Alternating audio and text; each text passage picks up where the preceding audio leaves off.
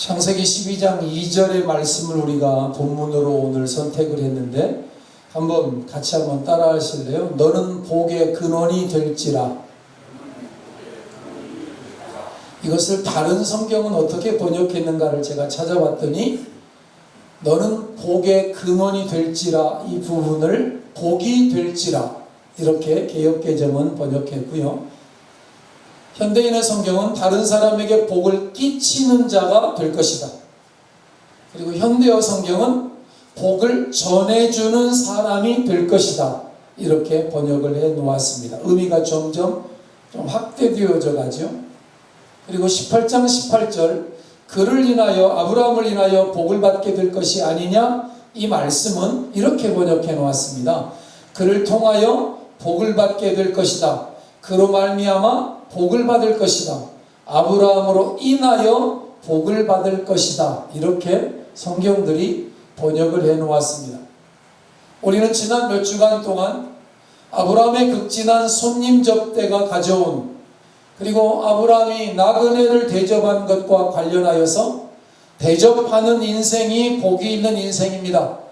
그리고 타인을 위해 중보기도하는 아브라함이, 그리고 저와 여러분 우리가 또한 참으로 복된 인생입니다 라는 연속 설교를, 시리즈 설교를 진행해 오고 있었습니다만, 오늘 이 아침에는 조금 더 구체적으로 성경이 아브라함에게 말씀하신 너는 복의 근원이 될 거다, 너는 복이 될지라 라고 말씀하신 이 내용을 가지고 함께 상고하면서 하나님이 말씀하신 복이 무엇이고 또 하나님이 말씀하신 축복이 무엇이며 이것들이 어떻게 받을 수 있고 어떻게 다른지를 잠시 상고해 보려고 합니다.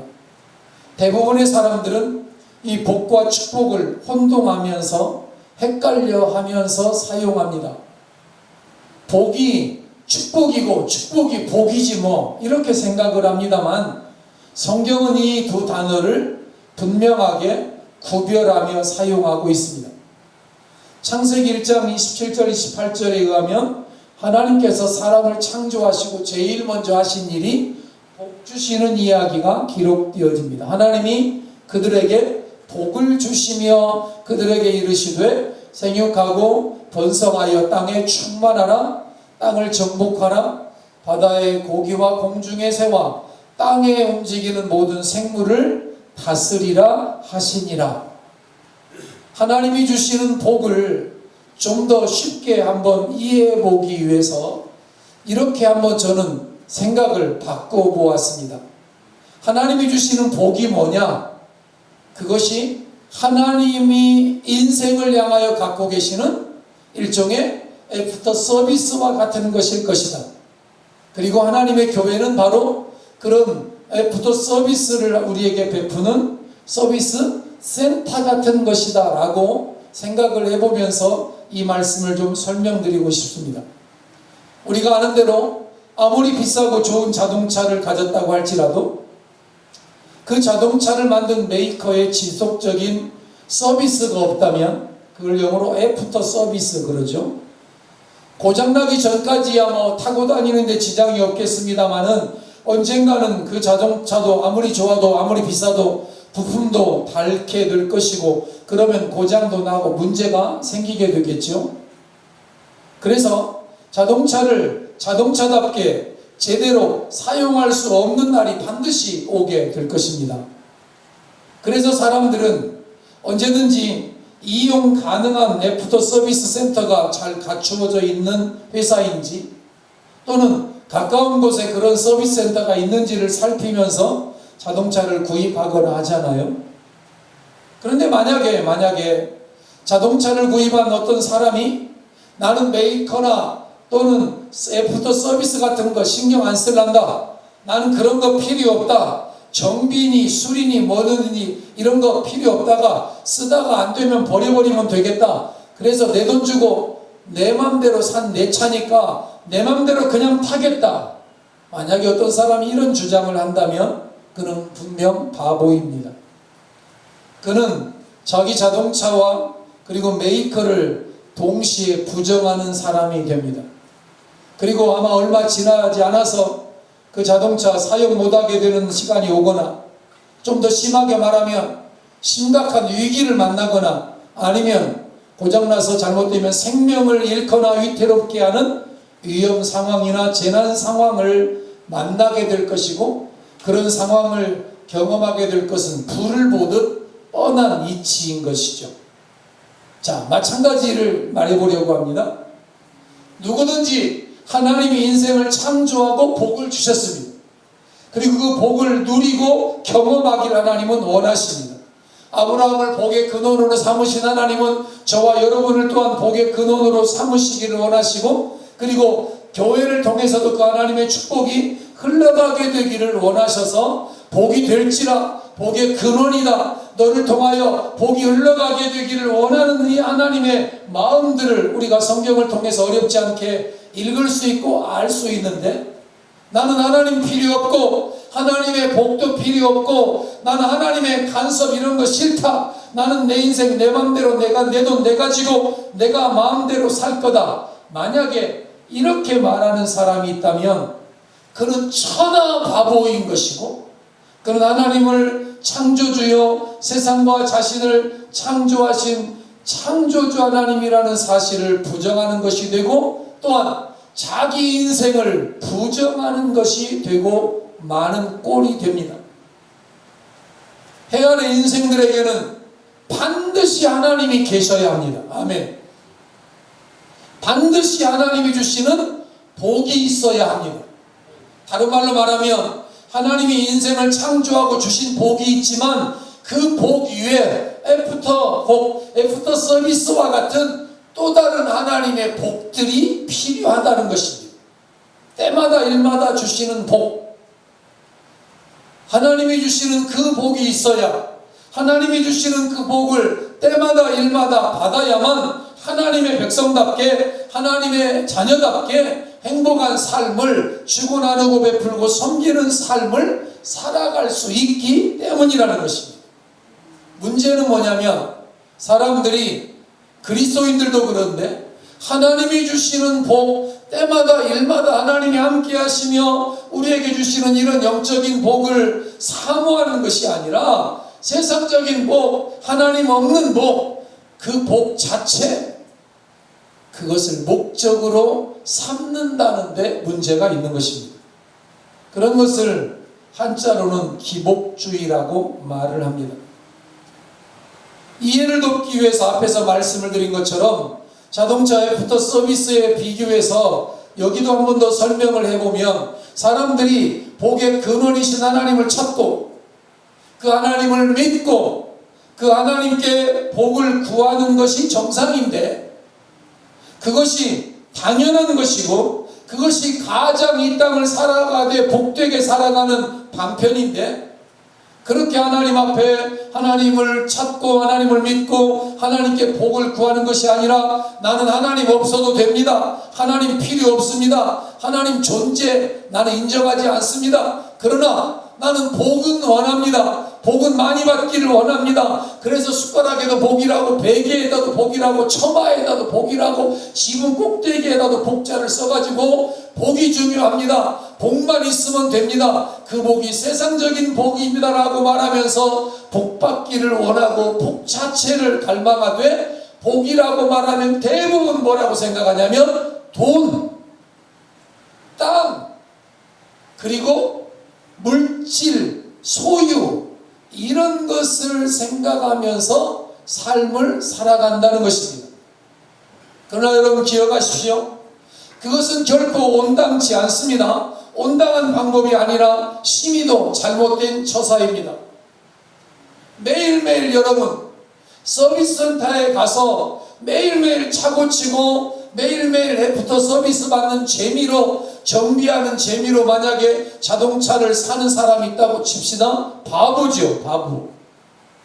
자동차 메이커의 정비소에 가서 애프터 서비스를 받는 이유는 최적의 상태를 유지해서 잘 사용하기 위함이지, 서비스 받는 게 나는 즐겁다, 서비스 센터 가는 게 재미있다, 그것은 아니지 않습니까? 거기 안 가는 게 오히려 더 복일 수 있는 것이죠. 할 수만 있으면 차가 고장이 안 나고 니콜 대상도 안 되고 가급적이면 서비스 센터 안 가는 것이 좋은 거예요. 안 가는 것이.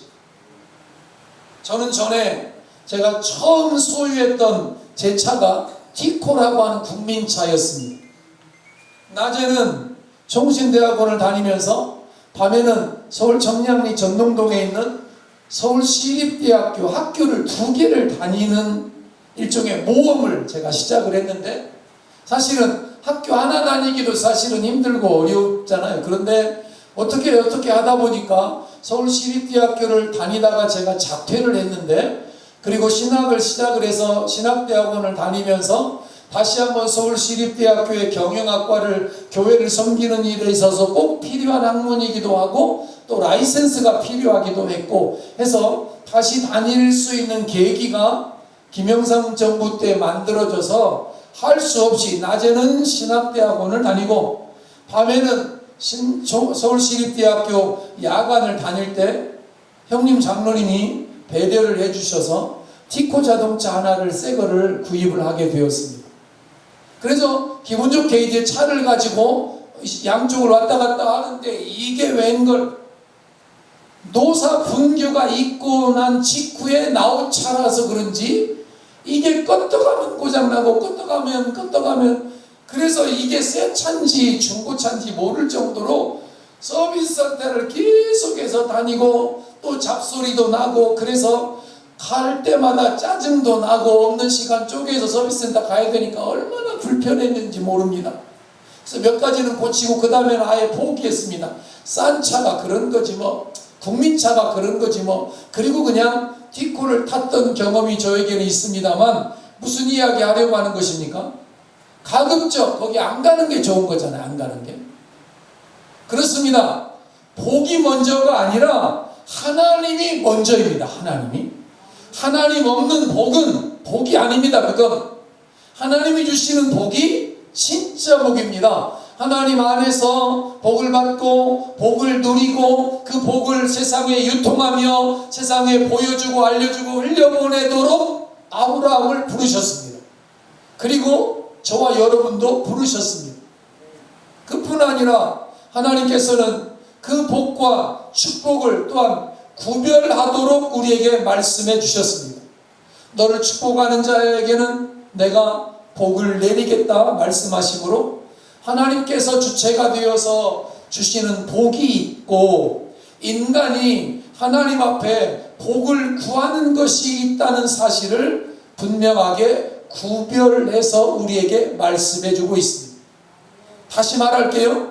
하나님께서 우리에게 주시는 것이 있습니다. 그게 복이라는 것입니다.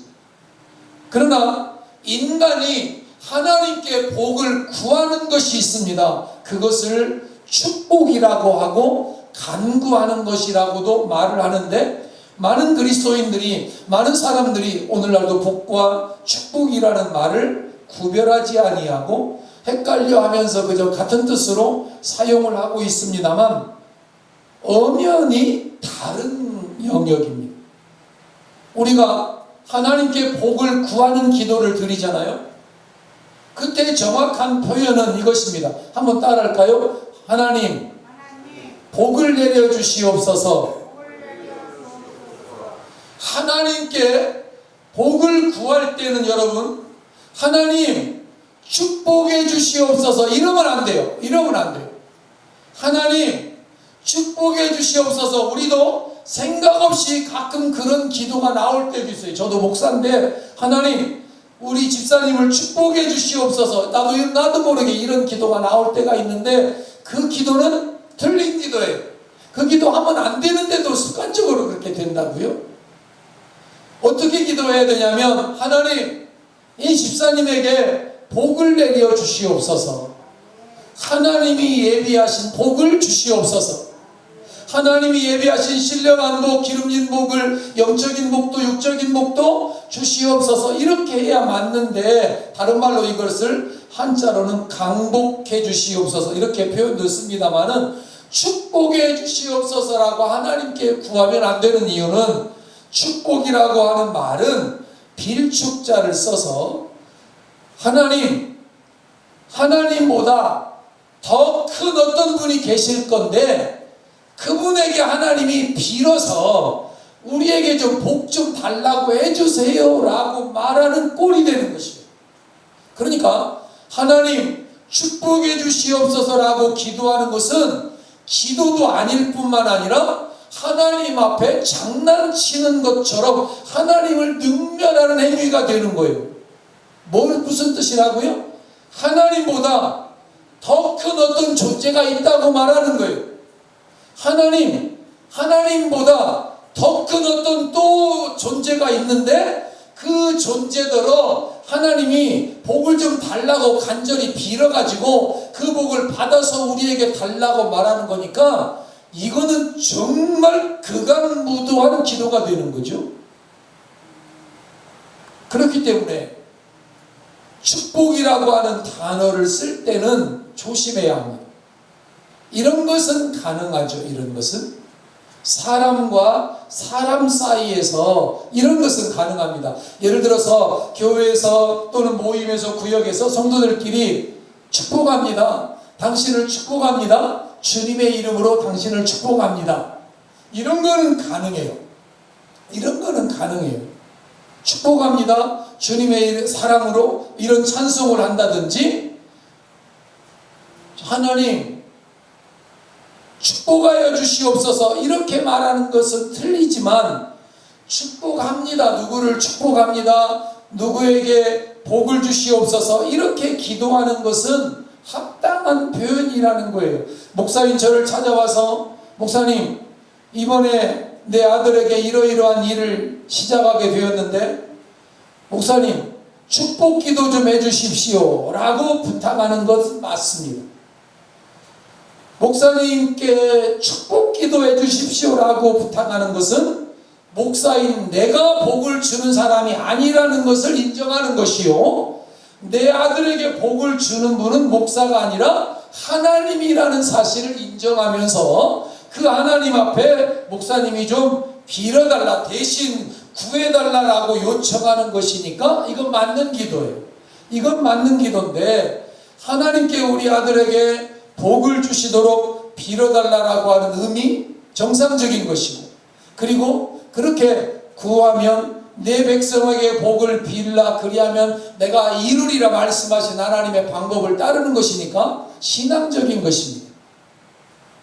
따라서 축복이라는 말은 사람들 사이에서는 가능하지만 하나님께는 쓸 수 없다는 사실을 염두에 두고 우리가 하나님께 기도할 때는 하나님 축복해 주십시오, 하나님 축복이 필요합니다, 이런 단어는 사용하는 것이 아니라 가려서 사용하되 하나님 누구누구를 축복해 주시옵소서 이렇게 하지 말고 하나님 복을 주시옵소서, 누구누구에게 복이 필요합니다, 나에게도 복이 필요합니다, 하나님 복을 주시옵소서라고 기도해야지, 그렇지 않다면 하나님이 왜 그 말을 틀렸느냐, 왜 글귀가 틀렸느냐라고 우리에게 따지시지는 않지만 그 자체가 하나님의 존재를 인정하지 못하는, 하나님보다 또 다른 삼천하지의 유일하신 전능하신 하나님보다 또 다른 어떤 하나님이나 더 큰 존재가 있다라고 하는 것의 표현이라는 사실. 따라서 올바른 표현이 아니요, 올바른 기도가 아니라는 사실을 먼저 서론적으로 여러분들에게 말씀을 드리면서 오늘 복의 문자적인 의미를 성경에서 몇 가지만 좀 찾아 생각해 보겠습니다.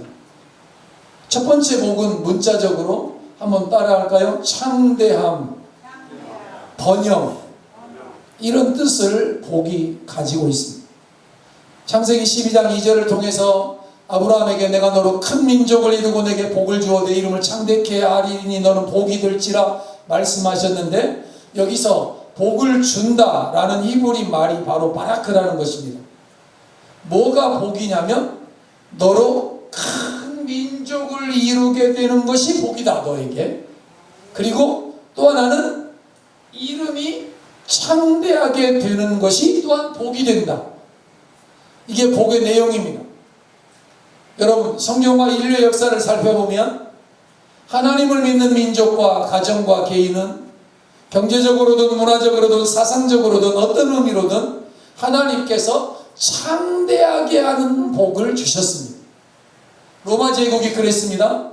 마르틴 루터에 의해서 독일에서 종교개혁이 일어난 뒤 독일 민족이 창대하게 되었습니다. 그랬더니 여러분 아시죠? 창대하게 된 그 복을 가지고 무슨 짓을 했느냐면 이웃나라를 침공하고 못살게 굴고 땅덩어리 넓히고 제국을 만들어서 왕노로 타려고 했습니다. 심히 잘못된 거죠. 하나님이 영국이라고 하는 나라를 복을 주셔서 하나님을 믿는 나라 되게 하고 하나님 말씀을 준행하는 나라 되게 하였을 때 영국의 별명이 해 뜨는 데부터 해 지는 데까지 영국의 유니언 잭기가 휘날릴 정도로 번영을 하게 했습니다. 새만금에서 제일 먼저 철수하게 된 영국의 국기를 보시는 게 그 유니언 잭기입니다. 그런데 그 영국이 그 하나님의 복을 제대로 누리지 못하고 전 세계를 식민지 삼고 못살게 굴고 사람들을 사다 팔고 사고 못된 짓거리 함부로 하면서 자기들만 원하는 것처럼 떵떵거리고 살았을 때 하나님이 그 복을 거두어 가셨습니다. 지금은 영국 별로 힘을 쓰지 못하는 나라가 되었죠. 청교도들이 신앙의 자유를 찾아서 목숨 걸고 아메리카 대륙으로 넘어간 뒤에 만들어진 나라 미국, 성경에 손을 얹고 선서하고 지금도, 그리고 집회에도 성경 말씀이 기록되어져 있는 나라 미국, 전 세계 정찰국가, 경찰국가처럼 미국이 창대하게 되었습니다. 그러나 점점 내리막길에 들어서 있습니다. 이유는 하나님을 믿는 신앙을 저버리고 동성애니 이런 세상적인 것들이, 세상적인 법들이 더 우선이 되어져 가고 있기 때문이고, 나라의 국익이 하나님의 이름과 하나님의 명예보다 먼저가 되어지니까 하나님이 그 축복을 거두어 가시는 것이 아닌가, 저는 그렇게 생각을 합니다.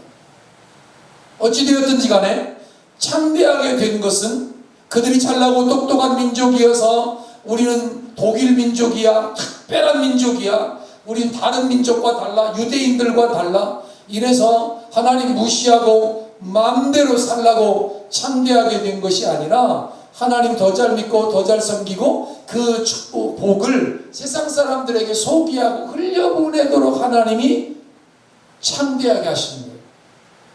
그 자체가 복의 본질이나 목적이 아니라 하나님을 보여주고 알려주고 믿게 하는 것이 목적이었는데, 오히려 세상적이고 물질적인 창대함을 저들이 목적으로 삼았을 때 내리막길에 들어선 것들을 우리는 압니다.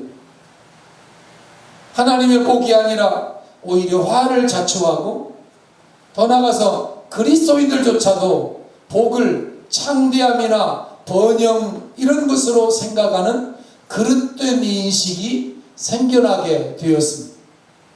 사랑하는 여러분, 복은 창대함, 번영, 땅덩어리 넘고 통장에 돈 많고 지식, 재산 많고 떵떵거리고 1차적으로 이런 의미가 아닙니다.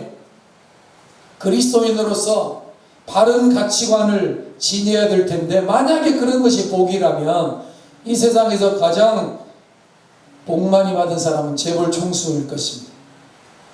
그러나 성경은 재벌 총수가 복 있는 사람이라고 말하지 않습니다. 복 있는 사람은 악인의 꾀를 좇지 아니하며 하나님의 말씀을 날마다 묵상하는 사람이 복이 있다, 이렇게 말을 하고, 복 있는 사람은 마음이 가난한 사람이며 애통하는 사람이 복 있는 사람이라고 말하고, 온유하며 긍휼히 여길 줄 알고 불쌍히 여길 줄 알고 화평하는 사람이 복이 있다고 말하는 성경의 가르침과는 전혀 다른 것이잖아요. 복을 번영과 창대함으로 설명하는 부분도 있지만, 그것이 성경의 뜻을 전부 다 말해주는 뜻은 아니라는 사실을 기억을 하자는 것입니다. 또 하나 복의 문자적인 의미에는 행복이라는 뜻이 숨겨져 있는데, 내가 오늘날 너의 행복을 위하여 네게 명하는 여호와의 명령과 규례를 지킬 것이 아니냐, 신명기 10장 13절은 그렇게 말씀하고 있습니다. 하나님께서 우리에게 주시고 싶어 하시는 것이 바로 행복인데, 세상에서 열심히 일하여 번영하고 창대하게 되었는데 그 결과로 행복이 아니라 행복한 가족관계나 이웃관계가 깨지고 자식들이 서로 싸우고 주변 사람들과 불화하고 다투고 인간관계도 무너져 버린다면 그것은 하나님께서 주신 행복이 아닙니다. 참된 행복은 내 상황이 어떠하든지 더불어 사는 사람들과 성도들과 교회 공동체 속에서 가족과 이웃들과 행복을 누리는 것이 복인데, 성경은 잠언 17장 1절에서 이렇게 말씀합니다. 우리 같이 한번 읽어보겠습니다. 마른 떡 한 조각만 있고도 화목하는 것이 제육이 집에 가득하고도 다투는 것보다 나으니라. 아멘. 여러분, 이 말씀 꼭 기억합시다.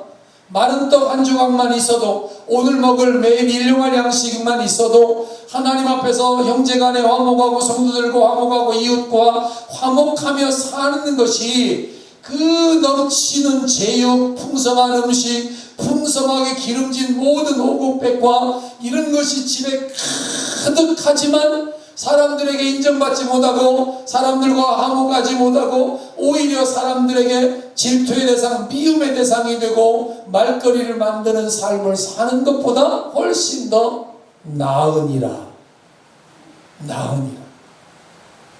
여러분, 따라서 여러분과 제가 할 일도, 우리는 이제 우리 자녀 세대들을 생각하는 그런 나이가 되었습니다만, 자녀들에게 더 많은 것을 남겨주려고, 더 많은 것을 물려주려고 현안이 되어질 것이 아니라 그들에게 믿음을 물려줘야 되고, 그들이 사람들과 화목하는 방법을 가르쳐줘야 되고, 성경이 말하는 복이 무엇인지를, 섬기는 것이 복이다, 나누는 것이 복이야, 참고 또 짓는 건 저주다, 그건 하나님이 원하는 게 아니다라고 하는 하나님의 가르침들을 말해줄 수 있는 그런 기회를 타서, 마른 떡 한 조각만 있고도 얘야 화목한 것이 복이다, 하나님 잘 섬기는 것이 복이야, 서로 섬겨주고 서로 행복을 누리는 것이, 그것이 성경이 가르치는 진정한 복이란다.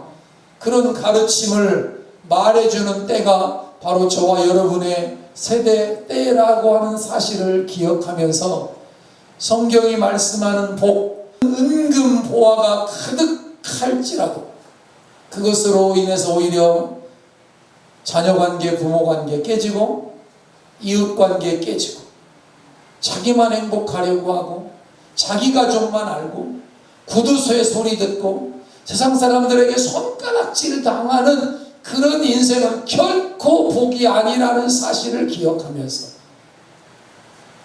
성경이 말씀하는 복이 무엇인지를 다시 한번 가슴에 새기는 아침이 되기를 축복합니다.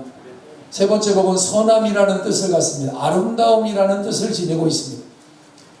여호와께서 이르시되 내가 내 모든 선한 것을 내 앞으로 지나가게 하고 여호와 이름을 내 앞에 선포하리라. 나는 은혜 베풀 자에게 은혜를 베풀고 긍휼히 여길 자에게 긍휼을 베푸느니라. 출애굽기 3장 19절의 말씀인데요, 여기서 선한 이렇게 번역된 말이 복되다라는 뜻입니다.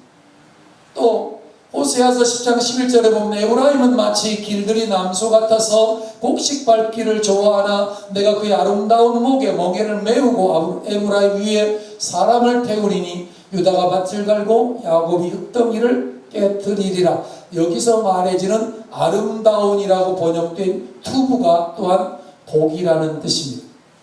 그러니까 복이라는 말은 또 다른 의미에서 선한 거다, 선한 것, 또 다른 의미에서 아름다운 것인데, 진정으로 하나님 안에서 하나님을 믿고 예수님 믿어서 복받은 사람들은 그들의 삶이 점점 더 선해져 가고 점점 더 아름답게 변하는 것이 복이다. 아멘이죠.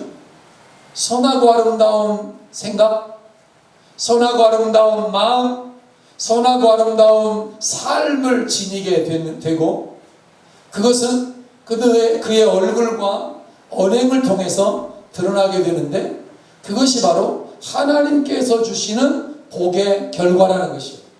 내가 정말 그러면 하나님의 복을 받은 자답게 선하고 아름답게 변화되어 가고 있는 삶인지 사람인지 아닌지 확인해 볼 수 있는 방법이 또한 있습니다. 이것입니다. 저와 여러분 주위에, 내 주위에 선하고 아름다운 생각을 가진 사람들, 그런 마음을 지닌 사람들이 내 주변에 있는지를 먼저 살펴보면 알 수 있습니다. 내가 하나님 앞에 선하고 아름답게 살고 있는가 아닌가는 내 주변을 한번 돌아보면 알 수 있는 이유가, 사람들은 끼리끼리 모이잖아요. 또 하나는 지금 내게 주어지는 시간들을 선하고 아름답게 쓰고 있는지를 점검해 보면 알 수 있습니다. 생명은 멀리 있거나 거창하지 않거든요. 우리 시계에서 1초 흘러가는 그 시간들이 귀하고 그것이 복인데 우리의 생명과 같은 것이잖아요. 그 시간들이 쌓이고 쌓여서 인생이 됩니다. 그 시간을 진리 안에서 선하게 쓰고 아름답게 쓰는 사람들이 대부분 그리스도인일 것이고, 결국 자기 생명과 일생을 선하게 아름답게 가꾸는 결과를 가져오게 될 것인데, 그가 복된 사람입니다. 또 하나는 내 주위 사람들 가운데 나로 인해서 인생이 변화되는 사람이 있는가 없는가. 나에게 손가락질을 하는 사람이 있다면 그건 잘못된 인생이고, 나를 통해서 내 주위에 있는 사람들이 도전을 받고 변화받고 새로워지는 사람이 있는지를 살펴보는 것 또한 방법이 됩니다. 왜 그럴까요? 내가 선하고 아름다운 삶을 살면, 내가 하나님 앞에서 복된 삶을 살면, 내가 말하지 않아도 가르치지 않아도 주위 사람들의 인생이 나를 통해 변합니다. 그리고 도전을 받습니다. 그리고 나를 따라옵니다. 성령님께서 나를 통해서 역사하시기 때문입니다. 또 하나 목을 찾아봤더니 바른 길, 정도라는 뜻이 있었습니다. 내 아들아, 너는 듣고 지혜를 얻어 내 마음을 바른 길로 인도할지니라. 바른 길로 인도할지니라. 그렇습니다. 복이라고 하는 것은 매사에 정도를 걷는 것과 연관이 있습니다. 다른 말로 말하면 내가 얻은 창대함과 번영이 만약에 정도를 걷지 않았음에도 주어진 것이라면 그것은 하나님 주신 복이 아닙니다. 다른 말로 말하면 불의하게 얻은 것이라면, 의롭다와 반대되는 게 불의, 불법, 탈법, 편법, 악법 이런 거잖아요. 만약에 그런 것들로 얻어진 재산이나 얻어진 명예나 얻어진 부나 명성이라면 그거는 복이 아니라 심판입니다. 반드시 하나님의 심판의 대상이 될 것입니다. 심은 대로 거두게 되고, 불꽃 같은 하나님의 눈초리로 지켜보실 때 언젠가는 하나님이 판단하실 때가 오기 때문입니다. 그리고 마지막으로 복의 문자적인 의미가 하나님 앞에 무릎 꿇다. 오늘 가장 우리가 마음에 새겨야 할 단어입니다. 성경적인 의미입니다. 한번 따라할까요? 하나님 앞에 무릎을 꿇다. 하나님께 가까이 나아가다. 이게 복이라는 단어의 5번째 뜻이면서 마지막 뜻인데 가장 성경적인 의미. 뭐라고요? 복 받았다. 하나님 복 주시옵소서. 이 말의 의미는 뭐냐면 하나님 앞에 무릎을 꿇는 거예요. 하나님을 인정하고요, 하나님을 바라고 하나님을 믿고 따르고 섬기겠다고 하는 복종과 순종의 의미, 하나님을 인정하는 의미, 하나님을 믿는 믿음의 의미가 이 복이라고 하는 단어 속에 있는데, 하나님 앞에 무릎을 꿇는 그가 복된 인생이요, 하나님을 가까이 하는 그가 복이 있는 인생이라는 뜻이 이 단어 속에 있으니까, 따라서 복은 매 순간 매 순간 매 일마다 때마다 일마다 하나님 앞에 무릎을 꿇고 겸손히 하나님의 얼굴을 구하고 겸손히 하나님과 상의하면서 하나님 앞에 더 가까이 나아가는 것, 그 자체가 복입니다. 그 자체가. 뭘 가졌느냐, 뭘 쌓아뒀느냐, 그건 나중의 문제고, 그건 세상적인 사람들의 복의 개념이고, 가장 복된 인생은 뭐냐면 지금 내 소유와 번영과 창대함과 이런 것과 우선 상관없이 매 순간 매 때마다 매일마다 하나님 인정하고 하나님 믿고 하나님 앞에 나아가서 무릎을 꿇고 하나님의 도움을 구하는 그 자체가 그 사람의 그 모습이 복된 인생이라는 거다. 매 순간 여러분, 매 때마다 일마다 하나님 앞에서 하나님 인정하고 하나님 믿고 하나님 앞에 무릎을 꿇고 하나님의 도움을 구하고 하나님의 긍휼을 구하면서 날마다 하나님께 더 가까이 내 주를 가까이 하게 하면 십자가 짐 같은 고생이지만 이게 하나님 앞에 복이라는 사실을 기억하면서 여러분 세상에서 살아가는 동안 다른 세상적인 복의 앞에 개념 4가지 다 잊어도 좋습니다. 하나님 앞에 무릎 꿇고 하나님 인정하고 믿는 것이 복이요. 매 순간 조금 더 가까이 하나님 앞에 나아가서 하소연하고 부르짖고 하나님과 토로하는 그 자체가 복이다. 나머지 건강이며 재산이며 물질이며 재능이며 명성은 덤으로 따라오는 결과물. 심었더니 결과물로 열매가 주렁주렁 맺히는 거죠. 결과물로. 제가 여기 교회 밑에다가 수박 그리고 참외나무를 몇 그루 심으면서 제가 집사람한테 그랬어요. 내가 실컷 따먹게 해줄 테니까 기다려. 그랬는데 이게 실컷 따먹을 정도가 아니라 이게 안 열려요. 이게 보니까 안 열려서 내가 떵떵거렸는데 이거 안 익었다, 이거 큰일 났다, 이거 뭔가 해야 되겠다. 그래가지고 거름을 또 갖다 또 늦게 사 또 윗거름 주고 막 몇 번 했더니 요만하게 열리기 시작해. 그러더니 어느 순간에 또 풀이 자라가지고 막 이렇게 했는데 풀 뽑을 시간이 없어가지고 못 뽑고 아이고 이제 끝났는가 보다. 수박이고 참외고 뭐고 이제 다 글렀다. 그리고는 한번 가서 그 사이사이를 이렇게 뒤져보니까 수박이 이렇게 큰 게 그 속에 숨어 있는 거예요. 부러운 표정들이시네. 이게 큰 게 한 개가 아니요. 그렇다고 뭐 10수개는 아니고 5개 정도가 이렇게 큰 것들이 열려 있어요. 그래서 그거를 잘 옆으로 이렇게 자리를 잘 좀 잡아라. 위태위태하게 이렇게 있길래 옆으로 이렇게 하다가 너무 세게 돌려가지고 또 끊어져 버렸어요. 이게. 수박 하나가 또 끊어졌는데 너무 아까워서 그래도 갖고 와가지고 집에 와서 버릴 순 없고 칼을 댔더니 쫙 하고 쪼개졌어요. 어찌 됐을까요? 빨갛게 익은 건 아니고 조금 불그스름하게 익어가고 있더라고요. 근데 내가 잘못해가지고 이 수박의 생명을 앞당겨 버렸으니 얘를 미리 따버렸으니까 수박한테도 미화가 나고 그래서 그걸 숟가락으로 이렇게 떠먹긴 한데 단맛은 있더라고요. 단맛은. 하나님 앞에서 내가 저거를 심는 이유는 좀 나누고 싶었고 좀 베풀고 싶었고 또 참외도 좀 많이 심어서 몽땅몽땅 좀 나누고 토마토도 나누고 오이도 나누고 싶었는데 하나는 성공을 했습니다. 오이 농사. 우리 교회 오는 사람마다 다 오이 바라보면서 전부 다 부러워하며 하나씩 따주는데 이렇게 기다란 길쭉길쭉한 오이가 지금 다른 집들은 오이가 다 죽어갈 때 우리는 한창 대목입니다. 지금. 그러면서 하나님 앞에 사람들이 가까이 나아가고 하나님을 예배하고 하나님 앞에 무릎을 꿇고 그래서 우리에게 덤으로 주는 저런 축복들이나 저런 삶의 이런 복들은 나누는 것들이 또한 복인데 그건 결과물이지 그것이 진정한 복은 아니다.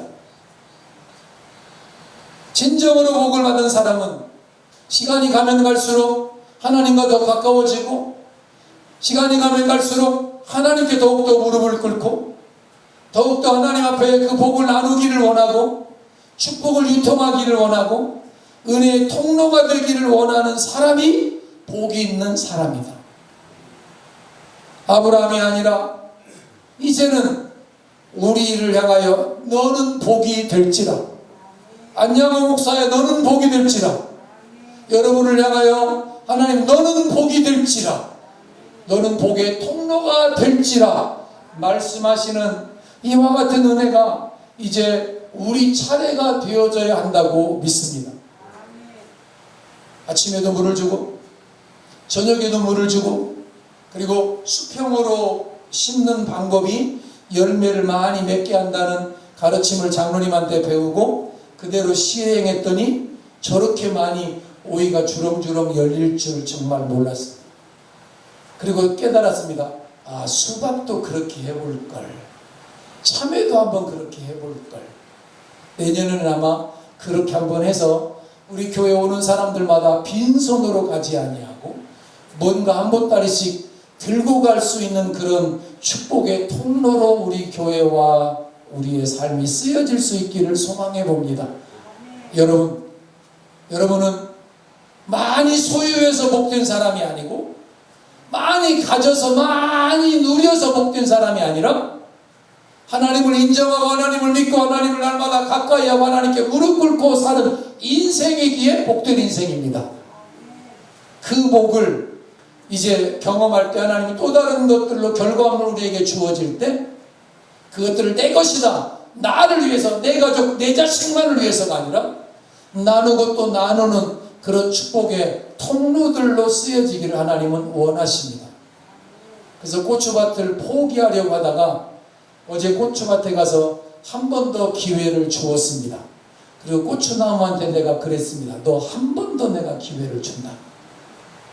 내가 오늘 너를 위해서 내가 그간 얼마나 애를 쓰고 다른 때보다도 그렇게 내가 노력을 기울이고 정성을 기울였는데 네가 나에게 하는 것이 누렇게 입을 보이면서 이런 모습이냐, 이런 추한 모습이냐. 내가 이제 마지막 기회를 줄 텐데 만약에 이번에도 또 그러면 내가 너 뽑아버린다. 내가 너 이제 그만한다. 내가 어제 선포하고, 전에는 이거 분무기로 이렇게 약을 줬잖아요. 3통이 들어가더라고, 그 조그만. 근데 어제는 아예 작정하고 1톤짜리에다가 농약을 타가지고 1톤짜리에다가 기계를 달아서 아예 그 고압으로 그 잎 전체를 실컷 먹으라. 너 실컷. 네가 문제인 건 뭔지 몰라도 너 그거 빨리 벗어버리고 다시 한번 소생하는 역사가 일어나서 목사님이 농사져도 별거 없네, 이런 소리 좀 듣지 말게 해라. 네가 그리고 좀 많이 나눌 수 있게 좀 해라. 많이 나눌 수 있게. 나 그거 나누려고 했지. 내가 그걸로 무슨 잘 먹고 잘 살라고 내가 농사 지은 것도 아닌데 내가 한 번 더 기회를 준다. 그리고 어제 약을 뿌렸는데 한번 하나님께 기도하고 있습니다. 하나님, 다시 살려주시는 은혜를 주옵소서. 여러분도 우리 고추밭을 위해서 기도해 주십시오. 우리 고추밭이 아니라 우리 교회 고추밭.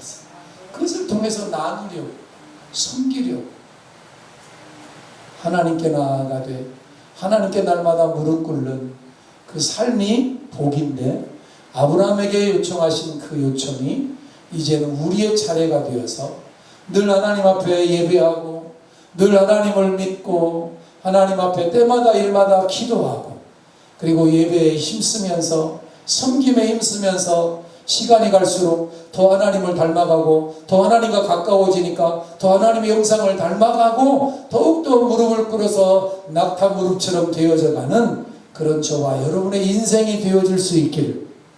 그래서 하나님이 찾아오시고 천사가 찾아오고 그들에게 복을 선언하는 이런 놀라운 역사의 주인공들이 다 될 수 있기를 다시 한 번 더 주님의 이름으로 간절히 축원을 드립니다. 기도하겠습니다. 좋으신 아버지 하나님, 아브라함처럼 손대접하고 극진한 대접 속에 섬김 속에 하나님이 주시는 복을 어떻게 받았고 어떻게 누렸고 어떻게 유통했는지를 지난 몇 주간의 시리즈 설교로 함께 살펴보면서 오늘 그 복의 정체가 무엇인지, 성경이 말하는 복이 하나님을 가까이함이 복이며 하나님께 무릎 꿇는 것이 복이며 하나님을 인정하고 믿고 섬기고 그 앞에서 살아가는 날마다의 삶이 진정 복된 삶이요, 그런 인생이 하나님이 가장 귀하게 여기는 인생임을 확인하면서 오늘 다시 한번 우리 안에 자긍심이 생겨나는 아침이 되게 하여 주옵소서. 우리는 세상 사람들처럼 많이 소유하지 못했습니다. 종도 그렇습니다. 우리는 많은 것들을 누리고 마음대로 살지 못합니다. 에어컨 빵빵하게 틀고 살지 못합니다. 전기료를 걱정해야 합니다. 먹을거리 걱정해야 합니다. 땡볕에 쬐한볕에 나가서 땀을 흘려야 경작을 해야 합니다. 놀고 먹는 사람도 많습니다만 그러나 그런 것들로 기죽지 않기를 원합니다. 그것이 하나님을 가까이 하고 하나님께 무릎 꿇고 예배하는 그리스도인으로 살아가는 삶의 한 방편이라면 그렇게 땀 흘리는 것이 복이며 그렇게 덜 먹는 것도 축복이고 그렇게 덜 입고 사는 것도 하나님이 주시는 복이라는 사실을 기억하게 하시되 그렇게 사는 것으로 끝나지 아니하고 하나님은 그 복에 따르는 결과물들을 우리에게 약속하신 것들이 있는데 때마다 일마다 도우시고 함께 하시고 은혜 베푸시고 피할 산성이 되어주시고 피난처가 되어주시는 놀라운 복의 통로들로 저와 우리 모두가 쓰여지기를 소망합니다. 하나님 우리 교회를 더 복되게 하시고 우리 성도들을 더 복되게 하시고 복의 근원과 통로들로 마음껏 사용하셔서 너가 복이야, 너의 가정이 복이야, 너의 교회가 복이야, 이런 고백들이 많이 많아지는 그런 삶이 되게 하옵소서. 구두쇠야, 그리고 자기만 하는 짠돌이야, 세상에 이런 이야기, 혀를 끌끌 차는 이런 인생들처럼 되지 않도록 역사하시고 함께 하신 하나님의 은혜가 감사하고 이후에도 행여나 손톱만큼이라도 그런 소리 듣지 않는 하나님 앞에 너는 복이야, 너는 복의 통로야, 너 때문에 우리가 복돼, 이런 인정 속에서 살아가는 우리 모든 성도들 되기를 소망하며 예수님의 이름으로 간절히 축원하며 기도하옵나이다.